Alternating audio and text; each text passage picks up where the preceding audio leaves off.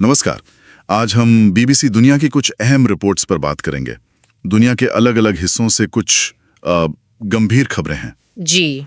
हम गाजा में जो मानवीय संकट गहरा रहा है उस पर नजर डालेंगे। फिर बांग्लादेश में एक हादसा हुआ, उसके बाद काफी गुस्सा है लोगों में, वो देखेंगे। हाँ। और चीन एक बहुत बड़ा बांध बना रहा है, जिससे भारत और बांग्लादेश दोनों में चिंताएं बढ़ रही हैं। बिल्कुल, काफी अहम मुद्दे हैं सब। तो चलिए शुरू करते हैं और समझने की कोशिश करते हैं कि इन घटनाओं का असल मतलब क्या है। जरूर। शुरुआत गाजा से करते हैं। अक्टूबर 2023 से जो संघर्ष चल रहा है वो अब सेंट्रल गाजा में फैल गया है। अच्छा। जी हाँ, रिपोर्ट के मुताबिक इजरायली सेना ने वहां पहली बार कोई बड़े पैमाने पर ऑपरेशन छेड़ा है। हालात बहुत तेजी से बिगड़ रहे हैं और इसका असर जाहिर है आम लोगों पर पड़ रहा होगा, जो कि बहुत ही चिंता की बात है। बिल्कुल। हमास का जो स्वास्थ्य मंत्रालय है, उनके अनुसार तो पिछले कुछ ही दिनों में 33 से ज्यादा मौतें भूखमरी और कुपोषण से हुई हैं। 33 मौतें भूखमरी से? जी।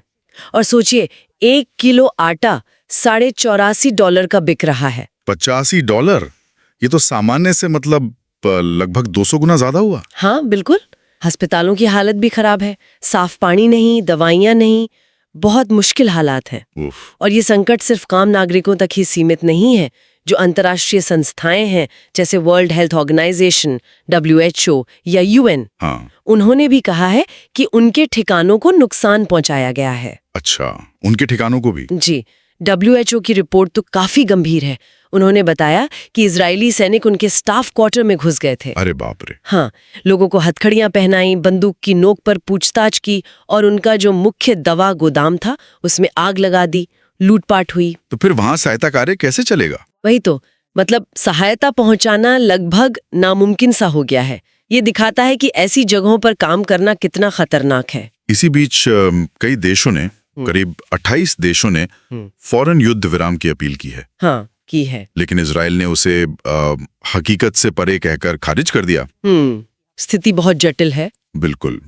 चलिए अब गाजा से हटकर दक्षिण एशिया की तरफ चलते हैं। बांग्लादेश में एक बिल्कुल अलग तरह की दुखद घटना हुई है। जी, ढाका में बांग्लादेशी एयरफोर्स का एक ट्रेनिंग जेट, वो भी चीन में बना हुआ F-7BGI, वो एक स्कूल की इमारत पर गिर गया। एक भयानक हादसा, बहुत भयानक। और मरने वालों की संख्या वो बढ़कर 31 हो गई है। और दुख की बात यह है कि इनमें ज्यादातर बच्चे शामिल हैं। बच्चे, हे भगवान। और घायल भी काफी हुए हैं। हाँ, 170 से ज्यादा लोग घायल बताए जा रहे हैं। सरकार ने जांच का वादा तो किया है, लेकिन सुनने में आ रहा है कि लोगों में बहुत गुस्सा है। गुस्सा बहुत है। छात्र सड़कों पर है, वो निष्पक्ष जांच की मांग कर रहे हैं। और जो शिक्षा सलाहकार और सचिव हैं, उनके इस्तीफे की भी मांग उठ रही है।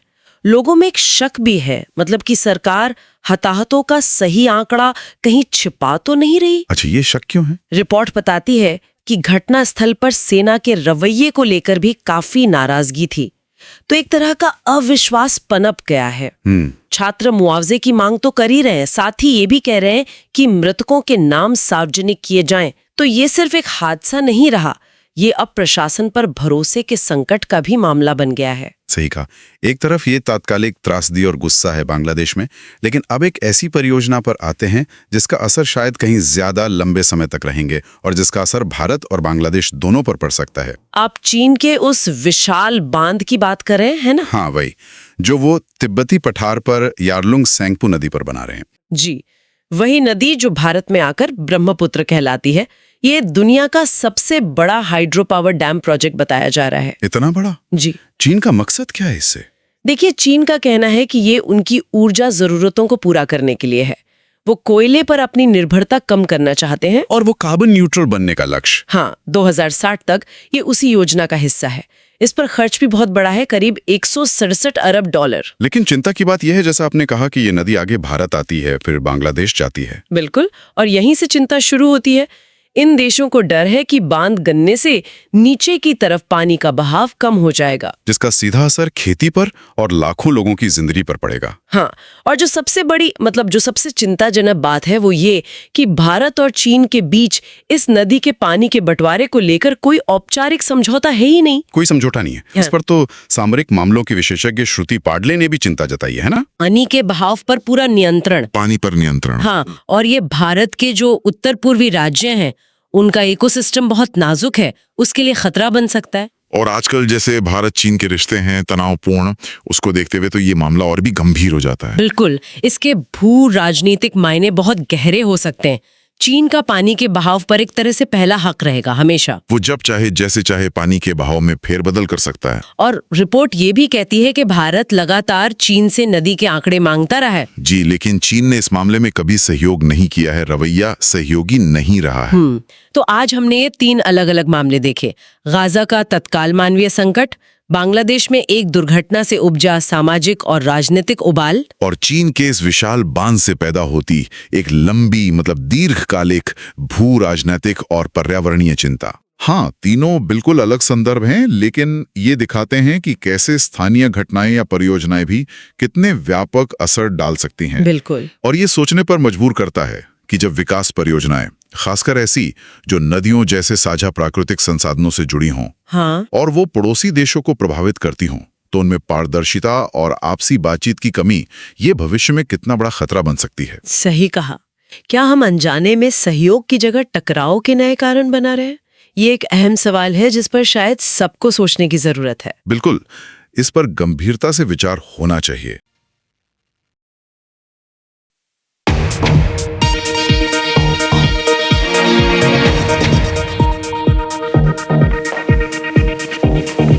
स्वागत है आपका बीबीसी दुनिया में। सबसे पहले हेडलाइंस। गजा में खाने की कमी और कुपोषण की वजह से बढ़ने लगा मौत का आंकड़ा। सेंट्रल गजा में इजराइल के मिलिट्री ऑपरेशन से और गंभीर हुए हालात।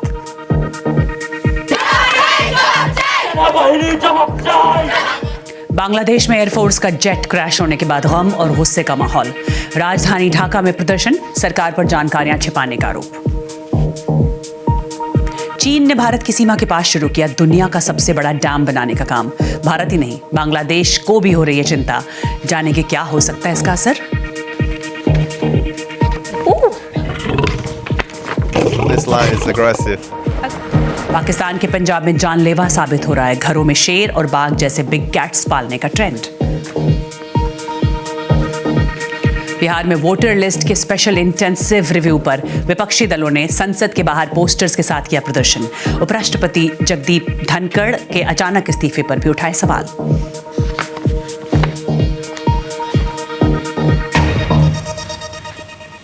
आप देख रहे हैं बीबीसी दुनिया, मैं हूं सारिका सिंह। बांग्लादेश में फिर सड़कों पर क्यों उतरे लोग, और चीन में बन रहे एक डैम ने क्यों बढ़ाई भारत और बांग्लादेश की चिंता, करेंगे प्रोग्राम में बात। लेकिन सबसे पहले रुख करते हैं मिडिल ईस्ट का।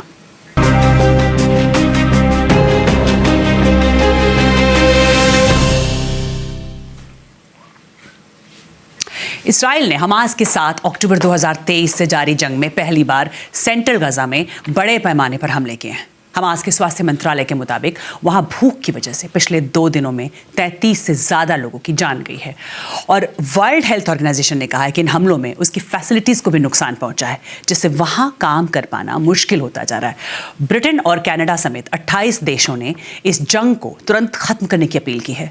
उन्होंने कहा है कि गजा के लोग बहुत बुरे हालात का सामना कर रहे हैं, लेकिन इजराइल की फॉरेन मिनिस्ट्री ने इस बयान को खारिज करते हुए कहा है कि हकीकत से कोसों दूर है। बीबीसी संवाददाता रुश्दी अबू अलुफ ने बताया कि गजा में 1 किलो आटा $85 में बिक रहा है, जो उसकी असली कीमत से लगभग 200 गुना ज़्यादा है। और उन्होंने बताया कि ज़्यादातर अस्पतालों में न साफ पानी है न दवाइयाँ हैं। इसके अलावा कल गजा के देर अल बलाह में शुरू हुए इजरायली हमले आज भी जारी हैं। ज़मीनी हालात के बारे में बता रही हैं बीबीसी संवाददाता युलान nail. Now the UN says that 2 of the premises it has UN का कहना है कि इन हमलों में उन 2 जगहों को भी नुकसान पहुंचा है जहां उसका लोकल और विजिटिंग स्टाफ रहता था। WHO ने कहा है कि जहां उसके कर्मचारी रहते थे वहां भी इस्राएली सैनिक घुस गए। उन्होंने आदमियों को अलग किया, उन्होंने महिलाओं और बच्चों को जाने दिया, लेकिन आदमियों को हथकड़ी लगाई, जांच की और गन पॉइंट पर उनसे पूछताछ की। police, but the men were handcuffed and strip searched. WHO ने यह भी कहा है कि देर अल बलाह में उसके मेन वेयरहाउस को नुकसान पहुंचा है। हमें बताया गया कि वहां आग लग गई और चीजों के लिए तरस रहे लोकल लोगों ने उस जगह को लूट लिया। इस सब की वजह से WHO के लिए गजा में ऑपरेट कर पाना मुश्किल हो गया है। Operations at a really critical time in Gaza. तो कहा तो बात हो रही थी सीज फायर की, मगर हालात और बिगड़ते दिख रहे हैं। और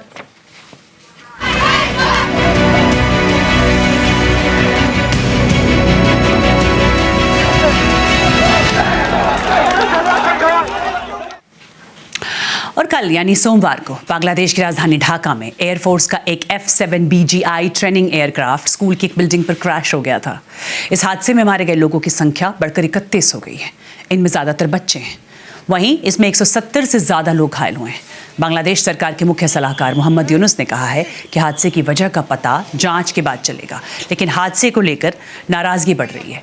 मंगलवार सुबह से ही बांग्लादेश की राजधानी ढाका में स्टूडेंट्स प्रदर्शन कर रहे हैं। घटनास्थल के आसपास पुलिस की मौजूदगी बढ़ा दी गई है। जिस स्कूल की इमारत पर प्लेन क्रैश हुआ था, वहां हालात कैसे हैं, बता रहे हैं बीबीसी संवाददाता Shahnawaz Rocky. At this moment, inside the campus, the students. फिलहाल कैंपस के अंदर स्टूडेंट्स प्रदर्शन कर रहे हैं और वो निष्पक्ष जांच की मांग कर रहे हैं। साथ ही ढाका में स्टूडेंट्स ने सचिवालय के गेट को ब्लॉक कर दिया है। वो एजुकेशन एडवाइजर और सेक्रेटरी से इस्तीफे की मांग कर रहे हैं। कई लोगों को शक है कि सरकार मौतों का सही आंकड़ा जारी नहीं कर रही है, लेकिन सरकार का कहना है कि वो मौतों को लेकर सही आंकड़ा रिलीज कर रही है और इस मामले में निष्पक्ष जांच भी करेगी। मैंने कुछ स्टूडेंट्स और पेरेंट्स से बात की। अभी भी कुछ स्टूडेंट्स मिसिंग हैं। वहीं लोग अपने बच्चों को ढूंढने के लिए आसपास के उन अस्पतालों में जा रहे हैं जहां घायलों को एडमिट करवाया गया है। कल दोपहर करीब 1 बजे बच्चे खुश थे कि उनकी स्कूल से छुट्टी होने वाली थी, मगर तभी ये हादसा हो गया।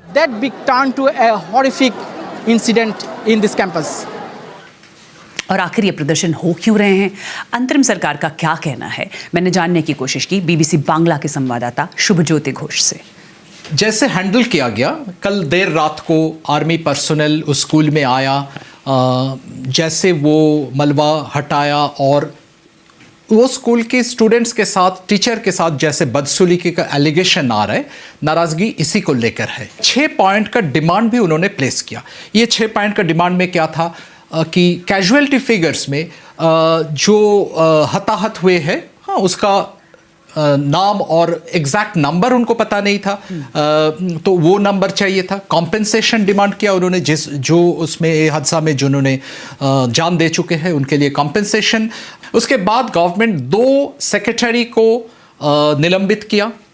तो मतलब उनका नाराजगी, कुछ डिमांड उन्होंने मान लिया और ये भी बताया कि हाँ, all these are rational demands, will look into it. और अब भारत के दूसरे पड़ोसी देश चीन का रुख करते हैं। वो ऐसे डैम का कंस्ट्रक्शन शुरू कर रहा है जिसने भारत और उसके पड़ोसी देश बांग्लादेश दोनों की फिक्र बढ़ा दी है। माना जा रहा है कि ये डैम दुनिया का सबसे बड़ा हाइड्रो पावर डैम है। अरुणाचल प्रदेश के मुख्यमंत्री पेमा खांडू ने इस डैम को वाटर बॉम्ब बताया था। लेकिन क्यों इस डैम की वजह से भारत और बांग्लादेश दोनों फिक्रमंद दिख रहे हैं, आज यही समझते हैं।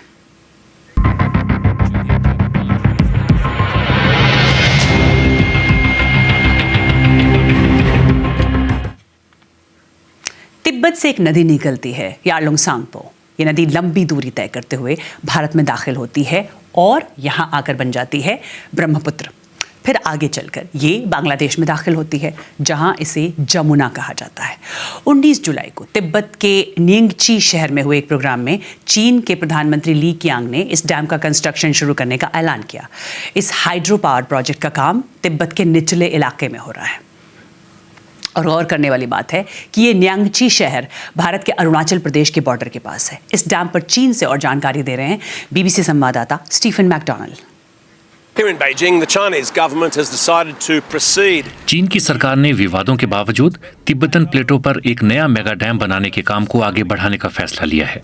चीन को नॉन फॉसिल फ्यूल इलेक्ट्रिसिटी की बहुत ज्यादा जरूरत है और ये इस तरह की दुनिया की सबसे बड़ी हाइड्रो पावर फैसिलिटी होगी जहां काफी ज्यादा बिजली पैदा होगी। हमें बताया गया है कि ये नया डैम यारलुंग सांगपो नदी पर एक ऐसे पॉइंट पर बनेगा जहां पानी बहुत तेजी से पहाड़ों से नीचे की ओर बहता है। ऐसे में इसकी हाइड्रो पावर प्रोड्यूस करने की कैपेसिटी काफी ज्यादा होगी। और रही बात चीन के पड़ोसियों की, तो ये नदी आगे चलकर भारत और फिर बांग्लादेश से होकर गुजरती है और इन देशों का कहना है कि पानी के बहाव में जो कमी आएगी उससे लाखों लोगों की जिंदगी पर बुरा असर पड़ सकता है।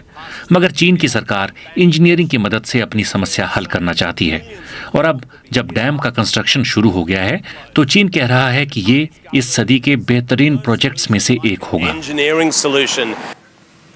और चीन ने जब साल 2024 में ये डैम बनाने का ऐलान किया तब वाटर सिक्योरिटी को लेकर भारत की फिक्र बढ़ गई थी। दरअसल भारत और चीन के बीच वाटर शेयरिंग पर कोई अग्रीमेंट नहीं है। और यहाँ समझना ज़रूरी है कि आखिर ये हाइड्रो पावर प्रोजेक्ट कितना बड़ा है। इस डैम के साथ 5 कैस्केड हाइड्रो पावर स्टेशन होंगे। कैस्केड मतलब पानी को ऊंचाई से गिराने पर चलने वाले पावर स्टेशन होंगे। इस प्रोजेक्ट पर चीन 167 अरब डॉलर यानी करीब 14 लाख करोड़ रुपए खर्च करेगा। चीन बिजली के लिए कोयले पर डिपेंडेंस खत्म करना चाहता है। मकसद है साल 2030 तक ये काम शुरू कर दे और देश को साल 2060 तक कार्बन न्यूट्रल बना लिया जाए।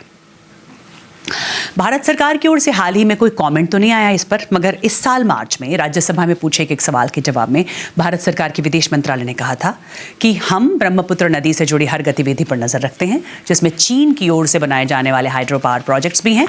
और इसमें यह भी कहा गया था कि सरकार लोगों के जीवन और आजीविका की सुरक्षा के लिए जरूरी कदम उठाती है।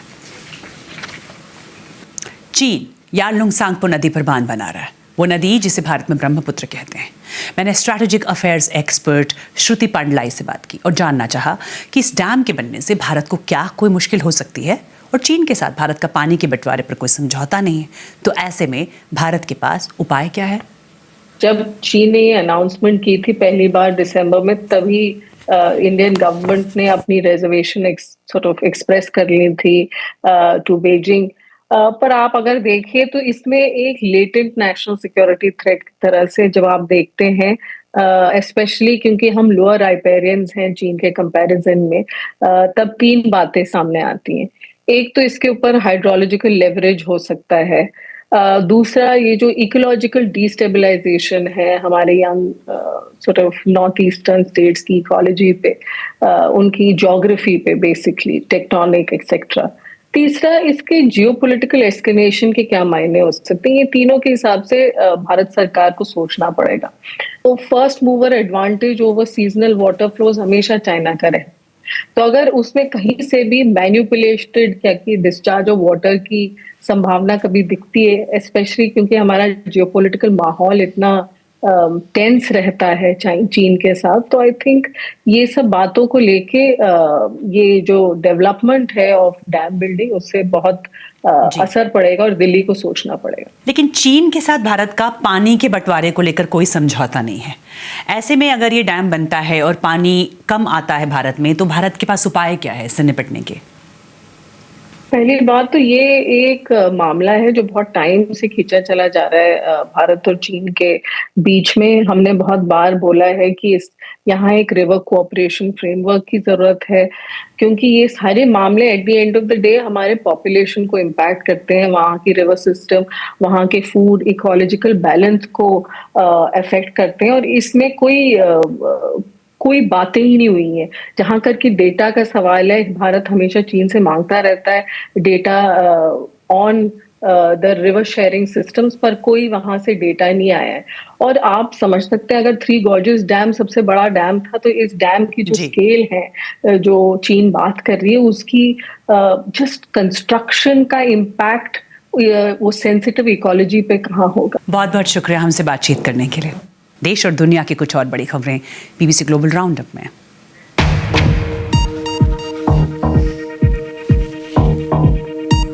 वियतनाम के उत्तरी हिस्से में भारी बारिश के बाद और मडस्लाइड से नुकसान की खबरें हैं। वीफा नाम के तूफान की वजह से ऐसे हालात पैदा हुए हैं। आने वाले वक्त में और नुकसान होने का डर है।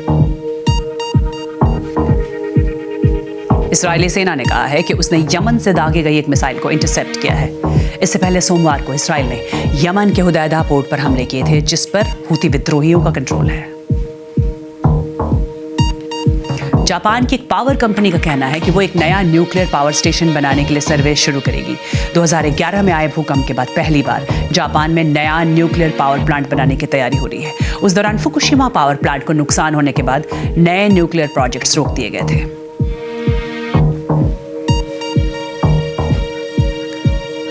और गर्मियों में कई लोग यूरोप का रुख करते हैं, पर यूरोप के लोग ही गर्मी से बेहाल हैं। क्या ग्रीस, क्या इटली, हर जगह लोग परेशान हैं। ग्रीस में लोग दोपहर में बाहर निकलने से बच रहे हैं क्योंकि तापमान 40 डिग्री सेल्सियस तक पहुंच गया है। इटली में भी कुछ ऐसा ही हाल है।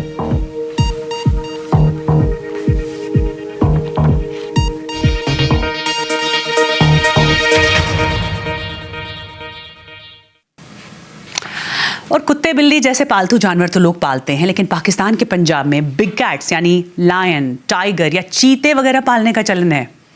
लेकिन जब लाहौर में 2 हफ्ते पहले एक पालतू शेर ने एक महिला और 2 बच्चों पर हमला कर दिया था तो लोग नाराज हो गए थे और वहां की सरकार ने अवैध ढंग से बिग कैट्स पालने वालों के खिलाफ एक स्पेशल कैंपेन लॉन्च कर दिया।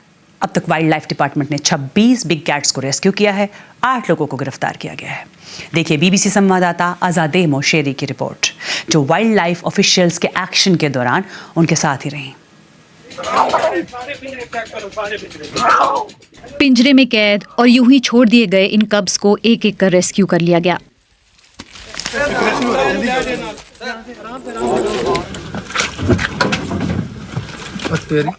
मगर अधिकारियों को चिंता है कि इनके माँ बाप किसी अनसेफ जगह छिपाए गए हैं। बेसिकली लोग जो है ना ये ब्रीड करवाते हैं और ब्रीड करवा के इन कब्स को सेल करते हैं और यही कब्स होते हैं जो लोग घरों की छतों पे रखते हैं। इनको पालने वाला शख्स केयरटेकर को अकेला छोड़कर कहीं चला गया है।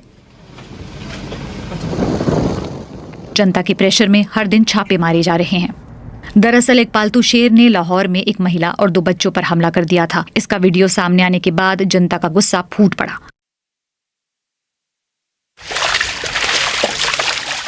एक ब्रीडर को बड़े पिंजरे बनाने के लिए 3 महीने का वक्त देकर नियमों का पालन करने को कहा गया है। What about their welfare? उनके वेलफेयर और उनकी हेल्थ का क्या? हमारे पास एक वेटनरी डॉक्टर हैं, वो हर 2-3 दिन में यहाँ आते हैं। मुझे लगता है कि शेर यहाँ खुश हैं, वो ठीक से खा रहे हैं, ब्रीडिंग कर रहे हैं। आप कैसे कह सकते हैं कि वो खुश हैं? क्योंकि वो हमारे पास आते हैं, वो हमारे साथ खेलना चाहते हैं, वो हमारे सामने गुस्सा नहीं दिखाते हैं। What about this? इस बारे में आप क्या कहेंगे? ये शेर अग्रेसिव हैं। अग्रेसिव? पंजाब में बिग कैट्स ज्यादा पॉपुलर हैं। टाइगर सत्ताधारी पार्टी PMLN का सिंबल भी है। समर्थक नियमों की अनदेखी कर इन्हें रैलियों में भी ले जाते हैं। अब छापे मारे जा रहे हैं, फिर भी कई लोग खुलेआम शेर और उनके बच्चों को बेच रहे हैं। हम ऐसे ही एक शख्स से कांटेक्ट करने में कामयाब रहे। ये कब्स यहीं पैदा हुए हैं। बस क्योंकि यहाँ पे आप देखें ना, एक दूसरे को लोग सोशल मीडिया पे देख रहे हैं कि इन्होंने रखे हुए हैं, उन्होंने रखे हुए हैं, उसको देखा देखी में लोग ये चीज़ का शो ऑब्जर्व कर रहे हैं और कर रहे हैं, इसको बढ़ा रहे हैं। पंजाब में शेर और बाघ जैसे बहुत सारे बिग कैट्स पाले जा रहे हैं। अधिकारियों को चिंता इस बात की है कि जितने भी जू हैं उनमें इतनी जगह नहीं कि सबको वहां रखा जा सके। अब तक जितने भी कब्ज रेस्क्यू किए गए हैं उन्हें मेन पार्क में छोड़ने से पहले उनकी मेडिकल जाँच की जा रही है। अधिकारियों का कहना है कि जल्द ही और बिग कैट्स को रेस्क्यू किया जाएगा। बीबीसी संवाददाता आजादेह मोशीदी की रिपोर्ट। और हो सकता है जल्द ही दक्षिण कोरिया के टूरिस्ट उत्तर कोरिया घूमने जाने लगे। सालों से जिन 2 पड़ोसियों के बीच तनाव था उसे कम करने की कोशिश के तहत साउथ कोरिया कई प्लान्स लेकर आया है। वहाँ की यूनिफिकेशन मिनिस्ट्री के मुताबिक दक्षिण कोरिया के लोग अब उत्तर कोरिया घूमने जा पाएंगे। 2009 में भी ऐसी कोशिश हुई थी, मगर उत्तर कोरियाई सैनिक की गोली से एक टूरिस्ट की मौत पर बात आगे नहीं बढ़ पाई थी। और कार्यक्रम को लेकर आप मुझे फीडबैक दे सकते हैं। एक्स पर मेरा हैंडल है @BBC सारिका।